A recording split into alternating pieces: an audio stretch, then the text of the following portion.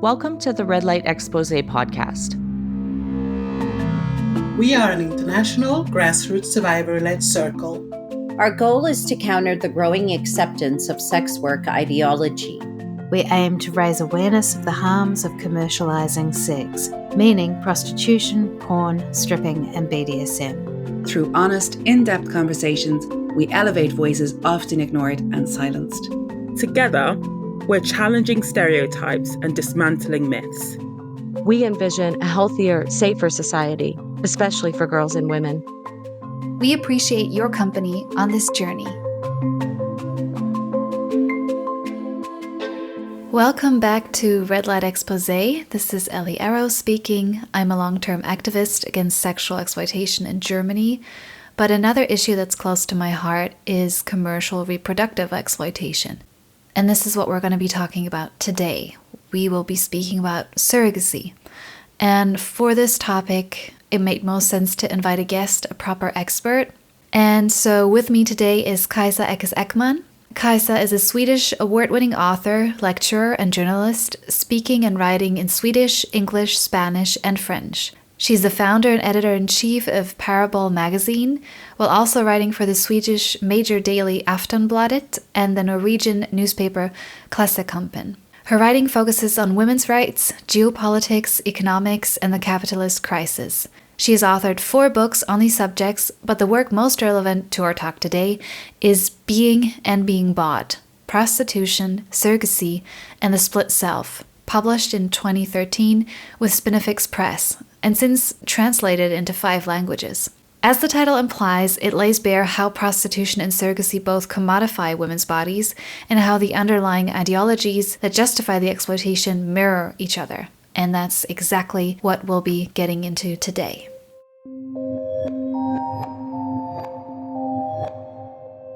I would actually like to begin this conversation by looking at the history of surrogacy prior to artificial reproduction, prior to a doctor or somebody in a lab coat facilitating the process. Interestingly, when I was looking at surrogacy clinic websites, they themselves say, surrogacy is a thousands of years old tradition. And they mention Mesopotamia and Rome, but they don't mention that these were slave societies and that a lot of the women who would be having babies for wealthy people, that they were extremely marginalized, there's no semblance of consent, and that the women would have to be first sexually exploited so that the reproductive process could happen. Can you tell us more about these really ugly origins and also the modern attempt to whitewash them?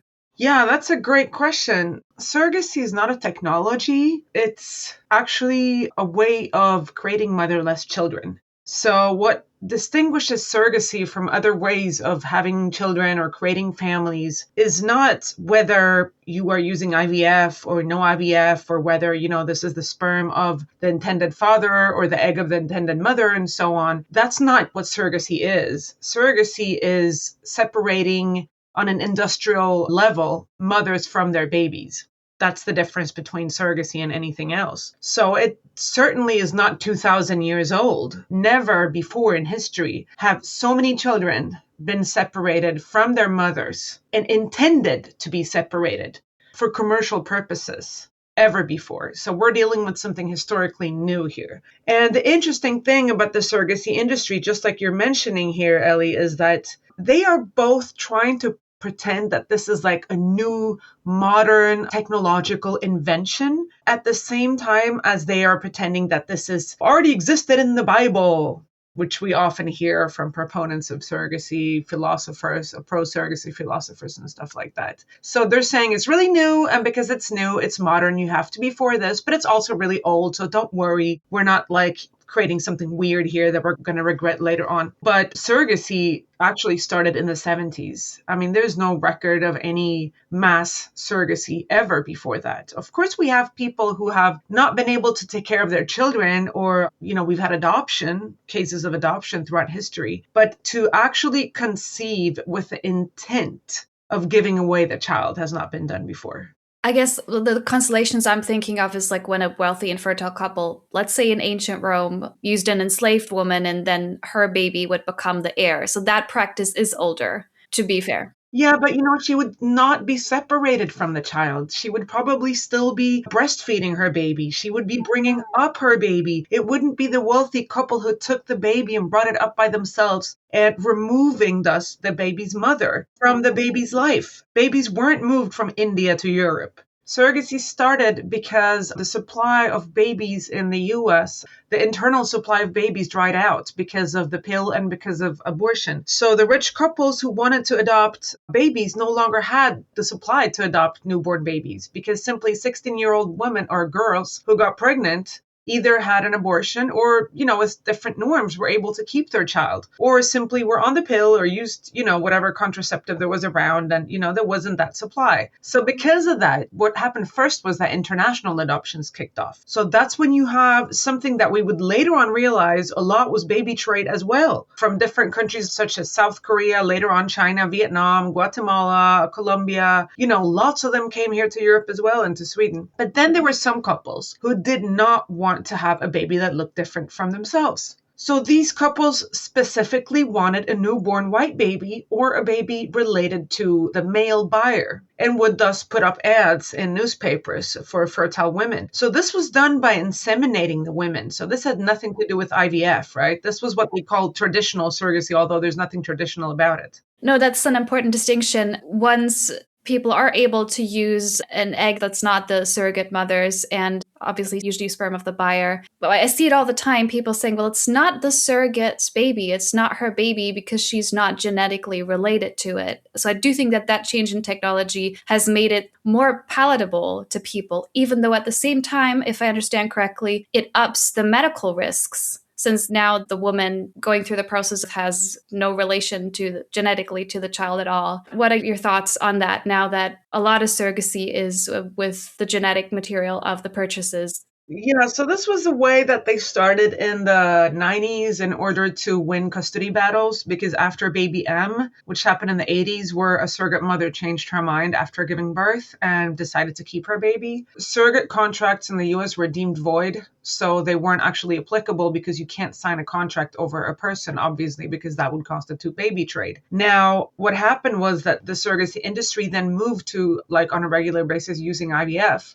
so as to claim exactly what you're saying, that this is not her baby, she has no right in court. So in the case of a custody battle where she did want to keep the baby, they would just say, well, you're just, the oven, you're just providing a service here. But more importantly, this allowed the industry to move to low-cost countries such as India, Thailand, and so on, because a white couple or a Japanese couple could then have a baby from an Indian woman that just looked like them for 1/6 of the price. Philosophically, I just find it very interesting how the argument that genetics is the point can coexist with, for example, the gospel of adoption, when they say that, it's not who gives birth, it's who raises you, and genetics has no role at all, or such things as egg donation, where they say, well, it's not important where the egg is coming from, it's, who's pregnant, that's the real mother. So you see the argument changes all the time, right? So, either society has to decide once and for all what a mother is, or simply admit that, the red thread here is that whoever pays is deemed to be the parent, because that seems to be the underlying logic, combining all these different industries and coming up with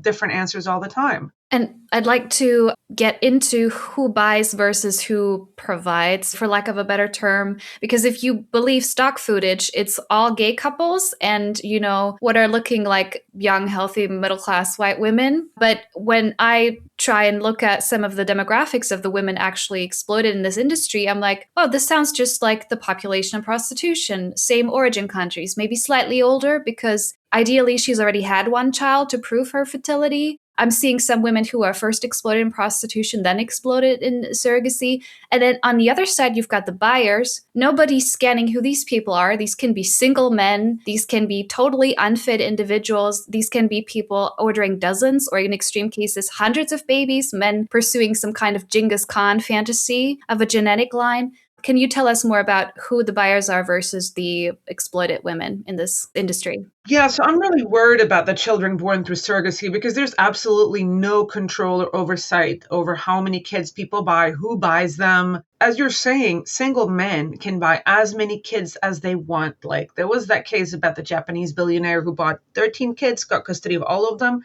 Then recently it came out now, I think in the New Yorker, about some Chinese couple in Los Angeles who bought 21 babies from different mothers. And they all pretended in every case that this was the only child they were going to have and pretended they were the intended parents. Now, all these women realized when they showed up for birth that, first of all, they'd missed appointments. They never called. They didn't seem interested at all. Then when they came to witness the birth, they were late. They missed the birth. Because normally in surrogacy cases, they do cesarean. It's not natural birth because the intended parents want to be able to plan the whole thing to be there and very often demand to film the whole thing. So what happened was that they realized there's something strange. This Chinese woman that came to pick up the child does not seem interested at all. She doesn't seem to care about the kid. And then it turned out that all these kids were held in some kind of strange mansion in Los Angeles. One was suffering head injuries and had to be taken care of. And then in the end, they were all placed in foster homes. So all these 21 kids are now in foster homes. And nobody really knows why that couple had ordered so many babies. Were they mentally ill? Were they planning on trafficking these kids? Were they going to use them for something? Nobody knows and nobody controls. So I would say that the myth of, the wealthy gay couple is something that's primarily being sold to progressives because it makes it harder for them to argue against it because, oh my God, poor gay men, like look at the lesbians, they can inseminate, but gay men, what can they do? Look, they're just really nice people. And why can they not have the right to have a kid? There is a woman here who wants to help them. Like that's the myth, right?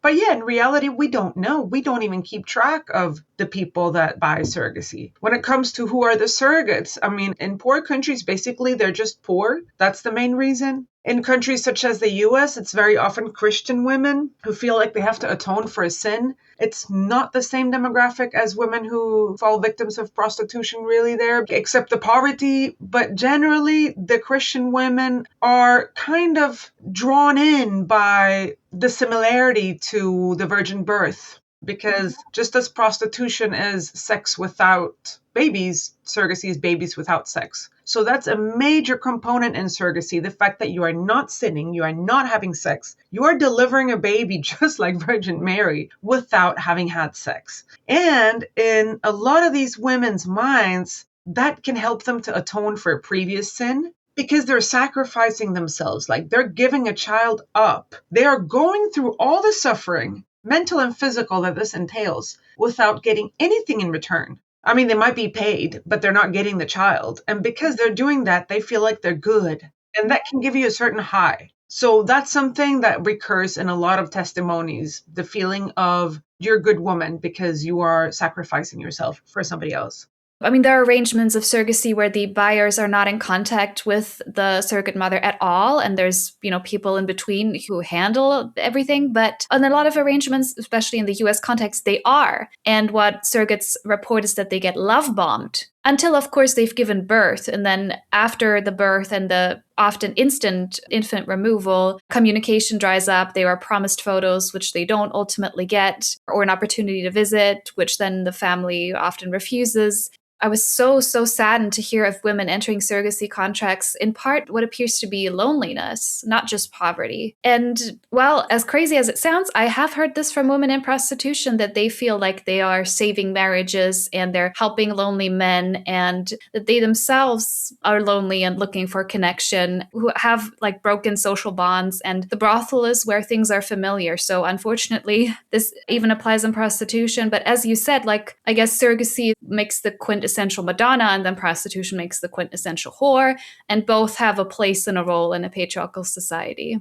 Yeah, definitely. If you look at the point of sex, it's like either, for pleasure or for reproduction. The woman in prostitution gets neither. Also, like, what is the point of pregnancy? Well, to have a baby. Well, the surrogate doesn't get that. So, she's being bereaved of the whole point of what she's doing, right? So she's given that to somebody else. So in a sense, they both represent like the woman who's giving. the woman who's giving what's closest to her to somebody else and thereby hoping to create happiness. And that's a lot of the time like what, women in surrogacy say that, they were thinking how they lure them in is they tell them like, you can create a family. You can become the reason that, this family becomes whole. Like this is a couple that, they have everything. All they need now is a baby to complete their happiness. And you can be the reason for the smile on their faces. And I think that's a very dangerous myth. That's why I think like the idea of altruistic surrogacy is the most dangerous one of all. I don't think that's like a better version of surrogacy, because imagine like you're going through something that entails a risk of death, risk of infertility, serious complications. Like your body will be changed forever. Like you might not ever be able to, do sports again or jump again, or, there's so many different things that happen to your body after pregnancy, not speaking of your mind. And then to tell them like, you are supposed to go through all of this for nothing,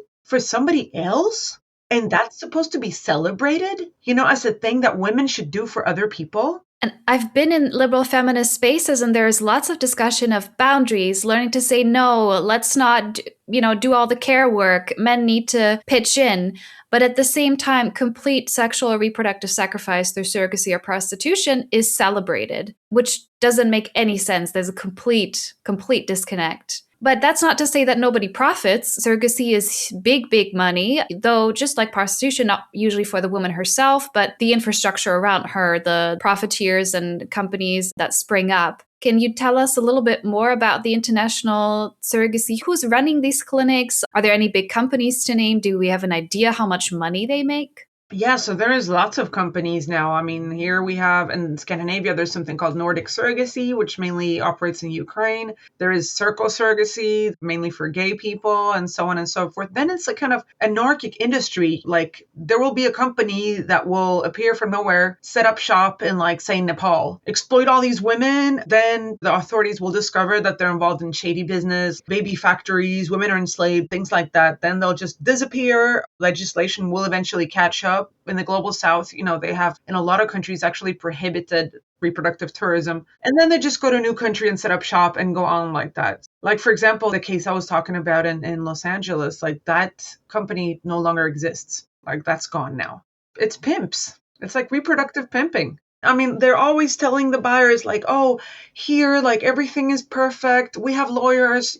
These lawyers are to protect the buyer's rights in case of a custody battle. They're not there to protect her. And if you look at the contracts, and that's what I think, like anybody who speaks about choice and empowerment for the surrogate needs to read one of these contracts, because that's a list of rights that you hand over to the buyers and to the clinic. So it means that you renounce your right to decide about things like an abortion. She can't decide, because if they decide to have an abortion on her, she just has to comply because it's their children. If, on the other hand, she wants to have an abortion, they can sue her because she's destroying their genetic material. She might not be able to travel. She might not be able to like use Botox. People think, haha, why would you do that? Well, it's just something that normally any person, no matter what job you have, it's your choice to decide whether to use Botox or not. Now, if you're a surrogate, you can't. You can't breastfeed your existing children, for example. That goes against the contract. You can't even paint your nails sometimes. You can't travel. You can't do this and that. You have to submit to any medical exam that they demand. And some contracts, it even says that in case of if she has an accident and ends up in coma, the ones who have the right to decide about whether to keep her on life-sustaining equipment is not her family, but the buyers. I've read about it. That's completely insane. But it can get even worse with these clinics where women are in there 24/7. They have all of their movements monitored. They have their bathroom use monitored. They're essentially just kept imprisoned until the day of delivery, and the baby's born and she's paid based on the weight of the baby. But if we call it baby trade, we're told that's over the top. But one thing that is kind of core to your book, Being and Being Bought, that I highly, highly recommend to listeners, and that was pivotal to my own realization, okay, it's not just prostitution that's the problem. Surrogacy really is its extremely ugly little sister, which is the point of dissociation. So women in prostitution tell themselves, I'm not, renting out my body or anything of the sort. I'm a performer, an actress, an entertainer, anything to not call it what is really being done to her by the men. Did you already mention like the term like extreme babysitter, horrible terms like that? Can you go deeper into that subject of encouraged dissociation in these industries? Yeah, so it was really interesting when I realized the parallels because prostitution has an image problem in the modern world, and so does surrogacy because we don't permit slavery. And we pride ourselves on having gone from those dark times when a human being could own another and where you had slave markets where people were sold. So then if you come to Amsterdam and you look at the shop windows where actual real women are exposed, some people would think, well, that kind of looks like it. But no, they tell us because that's just her selling a service. So she's not actually being sold. She's the smart, feminist, empowered woman counting the money. It's just her body being sold. It's just, a service. So you separate thereby the actual human being from her body. And further on, abstract it by saying she's not even selling her body, she's just performing a service and things like that. So that's just already fragmenting the human being because, you can't separate a human being from her body. If her body's being sold, so is she. And that's why I don't like to talk about women's bodies. Like, this is something that people do without thinking. Like, what do you mean women's bodies? Like, they also say, like, black bodies or racialized bodies. What do you mean? Like, why do you never talk about men's bodies? Like, that term doesn't even exist. And why doesn't it exist? Because you see the male as a whole. He is a human being with integrity, so you don't fragment him.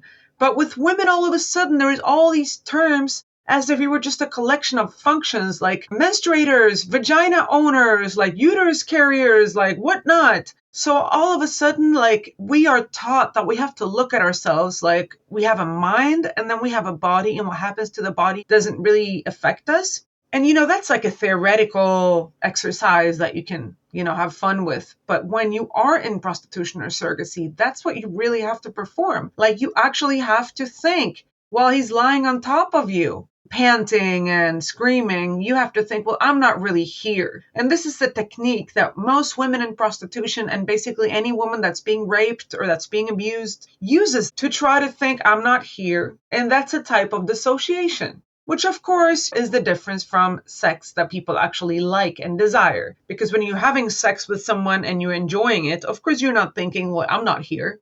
You want to be there because you like it. So the same thing actually, but with major differences also goes for women who are surrogates, because the natural feeling of love towards the baby they're carrying, the nurturing feeling of, I'm going to, take care of myself for you because I love you, and just all the things you go through when you're pregnant. That type of love you have to dissociate yourself from, because you're not going to keep that baby. You're never going to see that baby. And, hundreds of thousands of years prepare the human female for a period of, say, 18 years of nurture of her own child, because we're not like turtles that just leave eggs and walk away. Like, we are nurturing beings. Like, our babies are born helpless. So we have to be there for them. Like, if we weren't there for them, like, they would never have survived. Like, we wouldn't be here now. So now she's told that she's going to have to shut off all those natural feelings. And that liberal feminists have the nerve to come and say, well, not all women have these motherly feelings because that's biologist, only to speak of the poor women used in the surrogacy industry. Whereas at the same time claiming that the rich woman buying that very same baby without having been pregnant at all would all of a sudden magically have those motherly feelings, and that's not to be questioned. And of course, we do hear from some of these celebrities. Was it Kim Kardashian, or I'm sure she's not the only one, or one of her sisters, speaking about how they did struggle to bond with the infants. So sometimes, like, interviews with surrogate prospective buyers, if you read closely, unravels the whole narrative. I don't think she should have said that, because that child is going to find that interview at some point. And I think it's really mean to go out in the media and say, well, I had a hard time loving you. Yeah, I haven't even thought about that. But speaking of children growing up, there is now a movement just starting of adults who were conceived through surrogacy who are vehemently opposed. Yeah, I think it tells us that we should stop speaking of children born through surrogacy. Because every time we speak about surrogacy in the media, we just see images of newborns all the time. And, it makes people think that these people are newborn forever. Like, they're just always children. Like, come on, man. They're kids, for the same amount of time as we're all kids. And they grow up to become adults just like everybody. It's the same way that, they speak about adopted children. Man, these people are not children anymore. Like, why children? Because that's kind of taken away the existential dimension of the whole thing. Because if you look at what a newborn needs, it needs food, shelter, warmth, love, and somebody to change their diapers, right? But if you talk about the same person being an adult or a teenager, that person has existential questions, dilemmas to be answered. Who am I? Why am I here? So these are things that are a lot more complex than what a newborn needs. So when we just speak about newborns, we are forgetting that, this person will ask questions. Why am I here? Where is my mother? Who is my mother? And all that. And of course, just like with adopted people or donor conceived people, not everybody's going to come to the same conclusion. But to pretend that this is not even a thing, that these people are just never going to ask those questions, that's just ahistorical, because for humanity's time here on Earth, we have been asking those questions. And really, who should be asking themselves these questions? There should be close-knit research looking at the outcomes. But as far as I'm told, even in the US, like New York passed pro-surrogacy legislation kind of in this big packet during COVID. So there was no public debate. What these laws don't include is tracking health outcomes for so-called egg donors, I guess egg sellers is more appropriate, for the surrogate mothers and for the kids. There's very little research, which does, again, mirror prostitution. This is a huge market, so many people affected, but science is mysteriously disinterested in studying this. And we're kind of waiting for a wave of people to say, well, I was trafficked into surrogacy, I was trafficked into this, or, I'm traumatized by the infant-mother bond being severed so early. First, like a huge movement of traumatized people has to come out into the public, tell us their most personal stories, and then maybe we'll think about changing things. Yeah, and also be questioned, because, when these people come out and speak up, they're questioned. Like, they don't have the right to tell their story without people coming to say, well, you know what, you should be happy that you're alive, because otherwise you wouldn't be born. And that mimics like what they're saying about adopted kids. Like, oh yeah, but you could have been in the slum in Colombia. Like, would that be better? Like, now you're here in the West. Okay, but you know what? Like, at least she would have had her mother, and sometimes like being poor, but being with your kin is better than being among strangers in a strange place who might not even be fit to be parents. Because I also think this is even more so for surrogacy. Just because you can click and transfer money online doesn't mean that you're fit to be a parent. And very often, like, the pregnancy process is what prepares you to become a parent.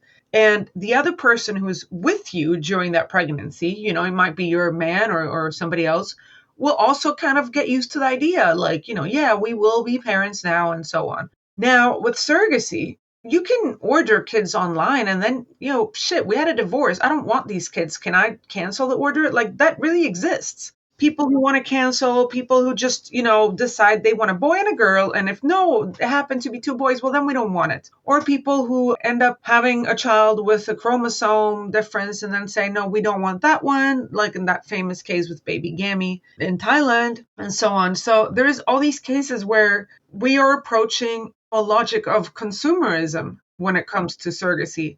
Well, no wonder, because it is baby trade. Like, how could you think that you could have baby trade and still people are not going to look at it as, a product to be bought and sold? I want to hone in briefly on the egg donor. Again, I'm stumbling over the term egg donor because it's egg sale. So women who are college educated, but ideally needing money, are preyed on. And I've gotten ads like this, and it's not even legal in my country, but I've seen advertisements directed at young women like myself. So college educated, but looking to make some money. And of course, selected for their appearance because you want the perfect genetic material. Like, it gets really weird, almost eugenicist. Can you tell us more about that aspect? Yeah, so this is, I think, another way of fragmenting motherhood. Like, they're already fragmenting womanhood, by calling us all these reductive names. And now they're fragmenting motherhood because they're saying, first of all, the surrogate, she doesn't get to be called mother. When you see these headlines like, Khloe Kardashian is expecting second child with ex-boyfriend Tristan Thompson via surrogate.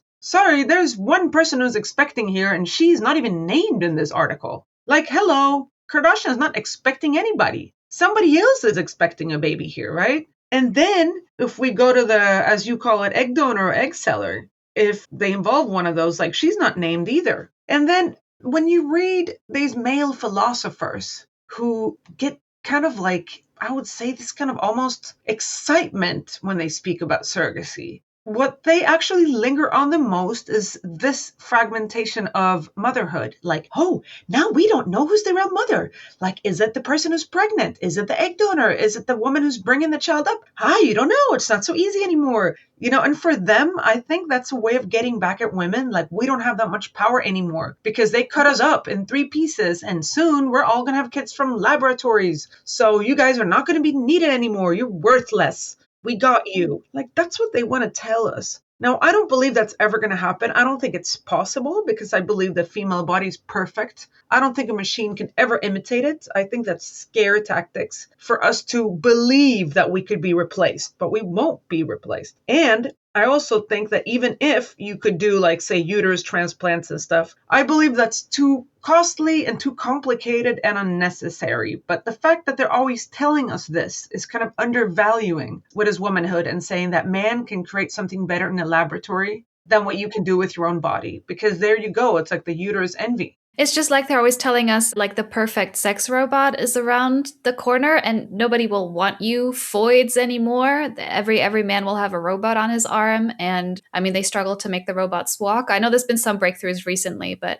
Yeah, but so let them just take the robots. Like, come on, I don't believe that. They're not going to want the robots. And I also think, and this comes from like the common misconception that men treat women in prostitution as objects. Well, you know what? If they wanted an object, they could just go and get an object. Obviously, that's not what they're looking for. They're looking for interaction with a human being. It might be an unequal interaction. It might be an interaction where what you're looking for is you want to see the other person cry. You want to see the other person scream from pain, but you are looking for an interaction in which you are eliciting a reaction from another person from your actions. And you're not going to get that from a robot.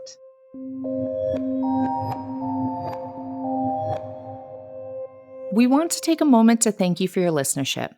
As an independent volunteer collective, our episodes are only made possible because of donations from people like you. Please visit our website, www.redlightexposé.com, and click the Donate tab. There, you can find ways to financially support us one time or on a monthly basis. Your support is greatly appreciated. And now, back to the episode. Interestingly enough, I'd like to know your thoughts. I was recently doing an interview about AI girlfriends and how they're trying to marry the technology of AI girlfriends and sex robots. And it turned out men didn't even really want to buy the dolls or the bots. They wanted the mimic of a person with whom to interact. And that was actually more interesting. And lots of men would just stick with the app and never purchase the doll. I mean, of course, we've always had replacements for humans. The first one that we get is generally the teddy bear, which we get, when we're wanting our mother and she's not around, or we are weaning off the breastfeeding and then we're hugging something else. Like, that's normal. But, to entirely replace human beings with things, I just don't believe that's going to happen. And I think it's just a way of keeping women in check, because what we're seeing is the opposite. Like, what we're seeing is that we're used and abused just like before.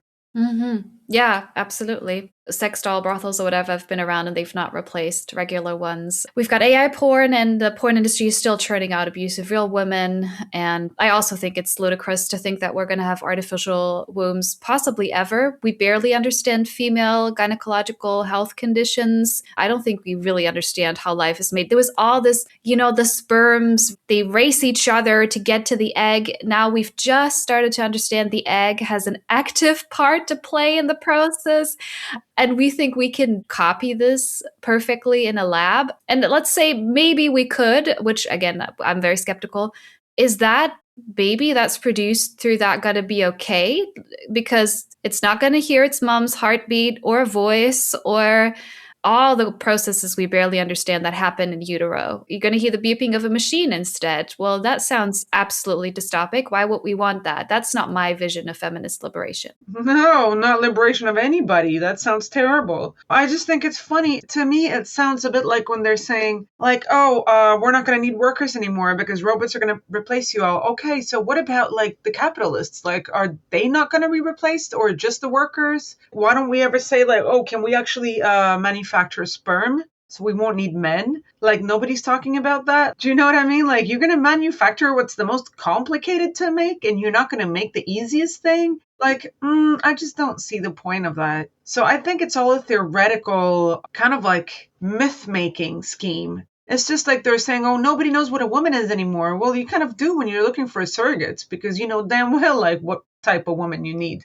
I want to make sure we do also briefly pause and take a quick detour about the Epstein case. There's so much material to go over. I think everyone is still just scratching the surface. Obviously, we don't have all the information yet, but we both have survivor testimony. For example, Virginia Giuffre saying after years of child sexual abuse, sexual exploitation, being trafficked to powerful men, Maxwell and Epstein said that they wanted her to be their surrogate. Yeah, I remember that. She even said it in the documentary in Filthy Rich. But this child that didn't exist yet is what motivated her to do what she could to escape, which ultimately she succeeded. You know, they had browbeaten her so heavily, traumatized her so heavily, she couldn't do it for herself, but she could do it for the child that didn't exist yet, because she said, like, this child cannot be born into this, and what would they be planning with an infant? We on the podcast were wondering as well, like, what were they planning to do? Is this about continuing their genetic line? Were they planning to traffic babies? And we have to strongly assume, even though they didn't succeed with Virginia, that they did do this to others. Even though officially they had no children, I would strongly assume that they do. And we don't know where those kids are or what's happening. Any thoughts about all of this? Yeah, I think they do as well, because I've read some references that are not really clear in the emails that makes you wonder, like, are they talking about a child of theirs or what's going on? I don't think they'd traffic their own genetic children, right? So if they were planning on using her as a surrogate, I think they'd probably use other people's genetic material. Like, if they were to traffic and sell babies, like, they would have to create a lot more than one. So then we'd be talking about, like I was talking earlier about the mansion in Los Angeles, like at least 20 of them. Like, that would make sense, right? I think probably he was thinking because he thought he had superior genes. So he was probably thinking of, like, you know, leaving something after, you know. But it's very, very common that women leave an abusive situation when they get pregnant or when they have children. I've heard this so many times, like women leaving prostitution when they get pregnant because they realize, I don't value myself, but like this baby, I'm going to do everything to protect. Like, nobody will ever harm this baby. Or even women then falling back into prostitution after having had a baby, but, you know, never bringing the child into prostitution.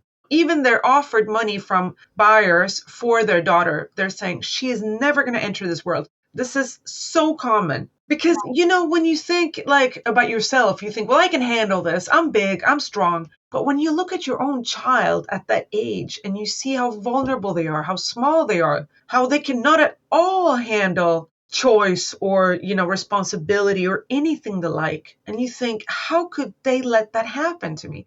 You know, and this is very common. And I think that Virginia's experience, like, you know, because when you think of a baby, you think of something good. And that's also what the surrogacy industry thrives upon. It likes very much to distinguish itself from prostitution and say, well, you know, this is not about filth, perversity, sex, red light, backstreet. This is about a pure newborn baby. Like, what can be wrong with that? Like, I've even been on TV shows where I've debated surrogacy with gay men, and they've brought their baby on the damn show. And then, like, everybody's going, oh, boo, boo, boo, boo, boo. Like, oh, how is it doing? And then they look at me and they go, like, and you are against this? You know, like, I'm against that baby existing in this world. And it's like as if in surrogacy, the end product of surrogacy, which is a baby, justifies the whole industry and the way that that baby was created. I do have to share a really dark thought that my co-host, I think it was Sybil Joe, in our discussion previously raised, which is okay, so even though it's gross, we can kind of understand like the Genghis Khan impulse, like, every man wants this big genetic line, but then they're not going to mistreat their own kids. Their kids are going to grow up lavishly. But we can't be certain that that's what it was. So we do have a long history of very powerful people certainly trafficking their own daughters. And not just in the Epstein case, but like, obviously the kings and queens and dukes and whatever were selling off their daughters. So daughters are not precious, at least not on the same level as sons. And I'm going to raise a really dark point that I would not exclude the possibility that there are aspects of uber rich and private surrogacy that have a BDSM flair to it, where like this level of control over a woman's body. I mean, there is porn where births are live streamed. So women on OnlyFans have live streamed their births. This is so dark, I almost don't want to go there. I can't totally exclude reintroducing the sexual aspect, but like in a most predatory way to the process of surrogacy, even if these might be extreme cases. Sometimes I think that women should just take over, man. We can't let them play around like this. I mean, this is not serious. If you let men loose, they'll do anything. Like, look at Giselle Pellicourt case. Yeah, we have an episode about that. Yeah, but it's also just like so trivial, like the whole thing. It's like, I want to see live stream birth. Like, I don't think they even care that much. It's just like, let's see what can be done kind of thing. I mean, yeah, you're right about daughters. Like, just look at Woody Allen. I mean, now they say that wasn't his real daughter. And I also think, I mean, I know this is off topic, but I also think that the supposed children he has now that are like adopted, I think he's abusing them as well. I mean, he's a sex offender and they should not be in his home. That entire relationship with his adoptive daughter, Sun Yi, is completely indefensible. And that should have been the end of everything, at least his public life. He belongs in prison. But speaking of women fighting back, I'm increasingly less shocked, but angry to see a romanticization of surrogacy. I'm now seeing romance novels that are surrogacy themed, computer games that are surrogacy themed. The idea that, you have surrogacy for this rich man, and then he falls in love. So everything is completely twisted. Are you seeing this pop culture development? Well, maybe I'm on the wrong side of the internet, thankfully, because I haven't noticed that. Yeah, I wouldn't be surprised. Like, I guess the industry is lobbying hard, product placement and things like that. So I wouldn't be surprised that they're trying to legalize themselves morally. Now, they got a recent setback now a couple of months ago when the UN Special Rapporteur for Violence Against Women and Children actually called for states to ban surrogacy altogether, as it is and it constitutes a violation against women and children and our fundamental rights. Because we have a convention on the rights of the child that I know, for example, the US hasn't signed, but most other countries have, that explicitly says that children are not to be bought and sold and children have a right to their origins. So surrogacy violates not only that convention, but so many others, both for the woman and for the child. You can't say that you can have a job that lasts 9 months, no more than that, because you're preparing for the pregnancy as well. And afterwards, so say more than a year, 24 hours a day, where they basically own you. Like, that's not legal anywhere. That can't be a job. You can't own somebody. You can't buy a child. You can't just go in there, take the child, leave her money, and just walk away with the child. I mean, you don't do that. Like, that goes against any kind of belief system. And the movement against surrogacy, when I wrote this book, like, it was released in Swedish in 2010. So this was 16 years ago. I mean, at least in Scandinavia, there wasn't anybody who wrote a book about this. And worldwide, I mean, there were people during the time of baby MKs, like in the 80s, but then there was no movement really. And now there is a big movement. I mean, there's new people every day. There's so many books. I haven't even read all of them. And what I'm so intrigued by is the fact that in this movement, we have feminists, we have Muslims, we have Catholics, we have communists, we have Protestants, we have crazy cult people, we have humanist people, like just, normal people who just think, I mean, whatever normal is, but you know what I mean? Like people who just think that, surrogacy is wrong. So when a movement brings all these people together, who don't agree on anything except for that, they probably don't even agree on Palestine or abortion or anything, but they do agree that surrogacy should not be allowed. It tells you something, right? That, there must be something wrong with this. So it's interesting. So both on the side who fights for and who fights against surrogacy, it's a very colorful coalition. Is that fair to say? No, I don't think anybody's fighting for surrogacy if they're not either using surrogacy themselves or belong to the industry.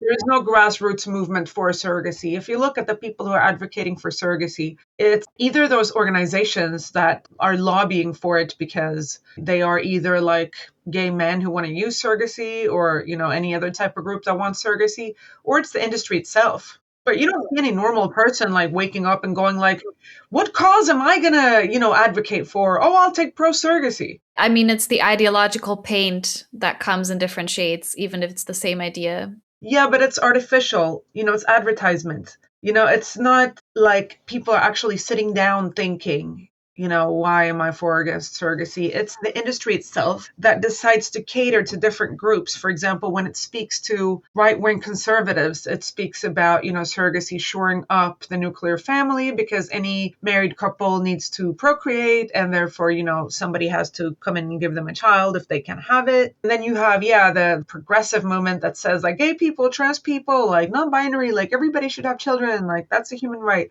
But this is like very obviously like a manipulated campaign. I've never seen like a pro surrogacy march like on the street. No, fair point. On a positive note, as far as I understand it globally, in most countries, surrogacy and even egg sale or donation, even unpaid, is still illegal. Some countries, I believe recently Italy, have even criminalized their nationals going to foreign countries and through like backdoor adoption and then getting custody of a child produced by surrogacy. And what would you say is the global trend? Is it possible to identify a trend of where legislation is heading? It's surprising, actually, because when I started working on this, I thought that, like my own country, Sweden, like it was the first country in banning sex buying. So I thought that we would also be pioneers in this. And the other countries that have like followed Sweden and banned sex buying are generally European countries. So I thought like, oh, it's going to be Europe because we have a strong feminist movement, historically and that. But no, lo and behold, it's been the global South that has been pioneers in banning surrogacy. And why is that? Because they saw the consequences and I think they realized like, we don't want this. It's been India, Thailand, countries like that, whereas Europe and the US has either legalized or for the most part done nothing. So, for example, here, and that's why I think we're not having the debate because surrogacy is not taking place in Western Europe. Like there is no surrogacy going on here. Like we're buying it from other countries. We're buying it from Ukraine. We're buying it from the US. We're buying it from countries further away like Colombia. But we don't have like surrogates here. And I think if we did, maybe the problems would be evident. So women from Ukraine are being sex trafficked at astronomical rates right now. And we do have some data on this in various countries. Germany, I believe Sweden as well, that the number of Ukrainian women has increased. But the surrogacy industry, it's still active right now with like this level of bombardment and danger to civilians. Yeah, but the war isn't going on in the whole of Ukraine. So I think the surrogacy industry either has been moved or was already in parts where the war is not going on. But I do still think it's cynical. So cynical because the West is telling Ukraine, well, you know what? You got to fight for us because we want you in NATO and the EU and all that. So your men can't leave. They got to stay. But, we're going to take the kids because we want to buy the kids. I mean, it's cynical on so many levels. I guess I remember seeing images of surrogacy clinic, like, rows of babies that couldn't be picked up in bomb shelters. But I guess that was at the earlier parts of the war. That was like the first, in 2022, like the first months of the war when they were like, not knowing what was going to happen and everything. But soon enough, I think they found a way because business as usual, like it's just going to go on no matter what. And I've also read interviews with Ukrainian surrogate mothers whose husbands have died fighting the war against Russia or who are on the front and the moms are trying to have the family survive. And this is why they enter surrogacy. And then some German couple agrees to that contract. And I'm just furious. Yeah, and this happens a lot too, that the buyers are changing their mind or just like leaving one child behind or not showing up. So you have many surrogates now in the world raising their kids that they were going to leave to somebody else, but end up raising them themselves. When it comes to children and so on, like I've just come to the conclusion when I started working on this, I think I was more utopian. Because people were asking me, like, this was the most frequent question back then. People asked me, like, okay, but if you can't have your own kids, like, what are you going to do? Like, give me the solution. Like, I was supposed to provide them another solution. And if I couldn't, well, I had to accept surrogacy because there had to be a way for them to have children. Because in no way could I say, well, you know what? Yeah, that's life. I think that now there is more that general understanding that life has limits. But back then it was like you had to be utopian, like you had to fix everything. You had to at least theoretically fix everything. And I remember I once said to someone, well, yeah, maybe what we could do is, increase the number of parents that a child could have so that, yeah, if you can't have your kids, yeah, maybe with a couple of other people, you can all get together and, you can share the child and so on. And like, yeah, you can adopt. And there's so many children that need parents. And then, I realized with the years that it doesn't work that way. That first of all, what we need to understand that there's never going to be a world in which you are going to satisfy everybody's wishes. There is no such thing as the right to become parents. Like that doesn't exist. More so nowadays that people are waiting until they're 47 and then realizing, oh shit, now it's too late. Well, guess what? I'll opt for surrogacy or something else. Well, it doesn't work that way either. But also, I think that any type of solution that, involves removing children from their mothers. And I don't mean when the mom is a drug addict or mentally ill or things like that. I mean like on this industrial level that involves like, we'll solve this by taking kids from their moms and giving them to somebody else. I think that's just bound to end up a catastrophe. Absolutely. And I'm glad that you said like children are not a right and similarly sex is not a right. And still when we have this debate, people always go, what about lonely men? What about men who absolutely cannot get a date? Maybe he's got a disability. Now people are arguing that maybe infertility could be classified as a disability so that your insurance would have to pay for surrogacy. I'm seeing the most insane arguments come out. But people always go, you don't have compassion for lonely men or for childless couples. And I need to see you demonstrate the compassion when no compassion is being demonstrated remotely to anyone exploited. That's so funny they would say that to you because you're a female. Like, I don't think they've ever asked a male to demonstrate his compassion for anybody. It's like you take it for granted that a female needs to have compassion. Why? You're fighting for your interests as a female, as a member of the female sex class. You're not supposed to have compassion with anybody. Like, they have no compassion with you. The argument about what about disabled men is wrong on so many levels. First of all, they're assuming that nobody would sleep with them, which is wrong. Most disabled men are married. Come on. And also, it's funny how they imagine that he would be so disabled that he can't move. He can't get out of the house, but his penis is functioning. Like, what type of disability is that? I mean, I've never heard of such. I mean, if you are like tetraplegic, then your penis is not moving either. So I don't know what type of disability they're talking about where you could not be online, like you could not go on Tinder, like you could not leave the house. You can't open your mouth and talk and charm somebody, but your penis is the only thing that's functioning and that needs to be satisfied. The disability angle, that's a dark, dark rabbit hole. Well, for one, there are actually violent disabled men. They also include cognitively disabled men who are still, physically powerful. They include nonverbal men where we don't even know their consent, but people are ordering women in prostitution to care homes. I want to devote like a series of episodes to this because the debate is always upside down with all these issues. Actually, the disability crisis for prostitution is about the disabled, sexually exploited women and children. It's not about the buyers. And the lonely people who have a trauma that's about familial ties is, again, the surrogate mom and the infant. But that's not who we talk about. So the descriptions of surrogate mothers who did absolutely form an emotional bond with the infant, and that is severed forever. I know multiple women who've gone through torture, trauma, as horrible as being removed from your child. I've had women say this is worse than any rape they ever suffered. And you know why that is, I think? Because, and that's what I realized when I was studying dissociation. The difference is with prostitution that you are dissociating from something terrible. You are dissociating from something that you want to forget. But with surrogacy, you are dissociating from something that you love. One last question, but before that, is there anything we haven't covered that you want to make sure that our listeners know? For some of them, this might be the first time engaging with this topic. So your listeners, like, who are they? Mostly people who already are skeptical about the sex industry, but surrogacy is new to some of them, or they're kind of on the fence about it. And they veer female and feminist, but I'm glad to say it's a fairly international listenership, and about a quarter are men. So we hear from them sometimes. Interesting. I wonder why you would be against prostitution but for surrogacy. It happens. So I wonder what the argument would be. Like, why would you be against one thing and for the other? Well, this is entirely anecdotal, but we have one keen listener who said that he personally knows a surrogate and she is very happy and has not been harmed. Well, and the child?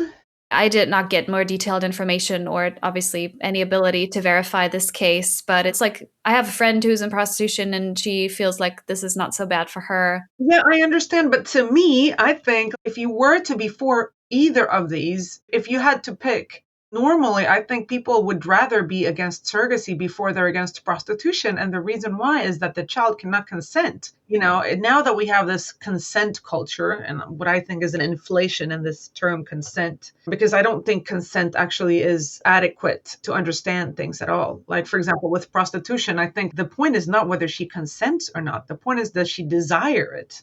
You can consent to a lot of things that you don't like. Say, for example, when you go online and they ask you an everyday website, they say, like, do you consent to cookies? Yeah, because I might consent because I don't have 60 seconds to go and put no, no, no, no, no. And I'm too lazy. So I'll be like, okay, I consent.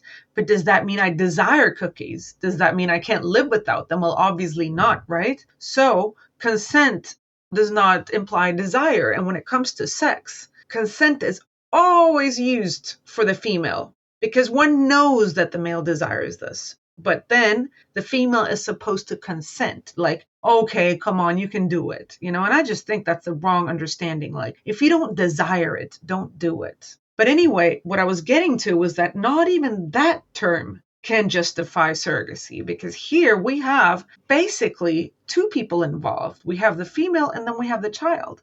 And so even though, say that the woman would consent, this child, which is the one being traded, has not consented to this. And any type of decision making about children should be based on the best interests of the child. And this obviously isn't. Like, even if you would say that adoption must happen in some cases because you have children who are orphans or children whose parents are drug addicts and just can't take care of them. So they might be placed with somebody else for their best interests. But then, of course, the point is, you're doing this for them. But with surrogacy, there is no child to begin with. So obviously they're creating a child in order to separate it from its mother to satisfy the interests of other people. But you have not asked this child, is it in your interest to be separated from her? And then they'd always tell you, like, yeah, but the child is going to be taken care of. It's going to be loved. These people will really love it because they did so much to have it. And I think that's just wrong. The more people I see who pay for surrogacy, the less I agree with that, because I don't see these people as the most loving at all. I've seen so many examples of the opposite, where it's about entitlement. It's about I want, therefore I have the right to, I must have.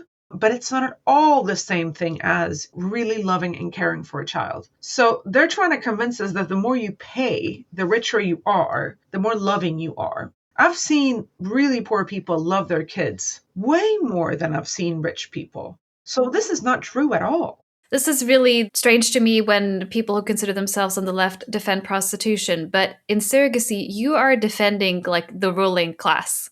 Pretty obviously. Like, I know some aspects of the surrogacy industry are getting cheaper, so they're now available to more middle class people, but it's still like you're essentially defending the elites and you mistrust them on absolutely everything. But here, suddenly you don't. It's very strange. They've done really good PR and we have to break through the PR. Speaking of that, my final question would be if anyone feels inspired by this conversation to learn more or get active, give money, time, attention to this issue, where would you send them? Where can people find the movement?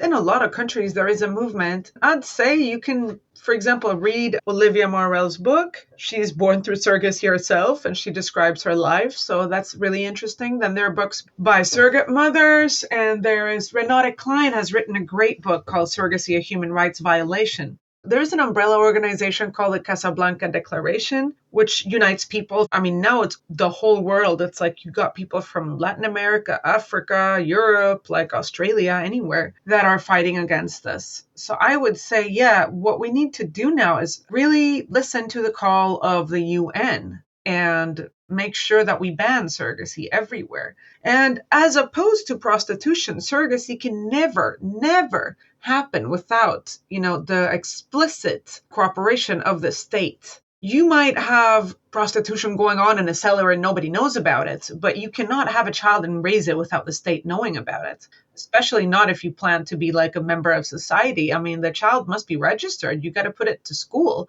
So if we were to have like a global moratorium on surrogacy and say, from let's say 2028, no more surrogacy is going to be accepted. So if you have a child through surrogacy, you're not going to have custody of that child. I mean, obviously the industry would die because nobody would take that risk. Right now, even countries that haven't legalized surrogacy are tacitly accepting these agreements and going through the adoption process of these kids, giving them passports in countries that they never been to. So they are helping child trafficking, and this needs to stop. They need to say from now on, like Italy did, they just said, if you're going abroad for surrogacy, you will be punished. I guess the immediate counter argument would be, yeah, but now the child exists and these are the genetic parents and the surrogate mother doesn't want it or can't take care of it. What are we going to do?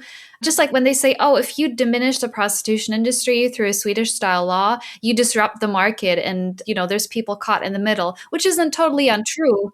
That's the point, to disrupt the market. But they're like, oh, you can't do it because somebody will be caught in the middle, completely ignoring everyone who's being harmed right now. And these industries currently are still growing. But that's the counter argument. Okay, I can accept that if we're talking about the women who are pregnant right now with children through the surrogacy industry. But if we made a moratorium far enough from now so that anybody who enters into a surrogacy agreement will know about this. And then if you do it, you will know. Then they should go after all these pimps, close down the surrogacy sites, ban the whole thing. But basically, yeah, you should know that if you enter into a surrogacy agreement from now on, it will not end well. You will not be able to keep that child. I don't think that people are going to pay the equivalent of $100,000 if they know that most likely they're not going to get a child. So that would just, halt the whole industry. So we wouldn't be talking about the children who are already existing. Okay, well, thank you so much for this conversation. I think we were able to cover a huge amount of ground, and we'd love to have you back another time. Lots more of what you write about is super relevant to everything we do on here. We should have an episode sometime about economic crises, what causes them, and how they impact sexual exploitation and women's finances and survival. There's so much there. Thank you, Kajsa, so much for coming on, and we hope to have you back. Thank you so much. We hope you found this episode informative. To follow us on social media, click the links in the show notes below.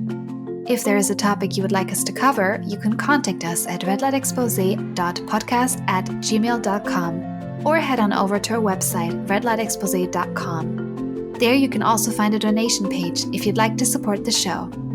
All the hosts at Red Light Exposé are volunteers, so we rely on your donations to continue to compensate our survivor guests and cover operative costs. Thank you for listening. We hope you tune in next time.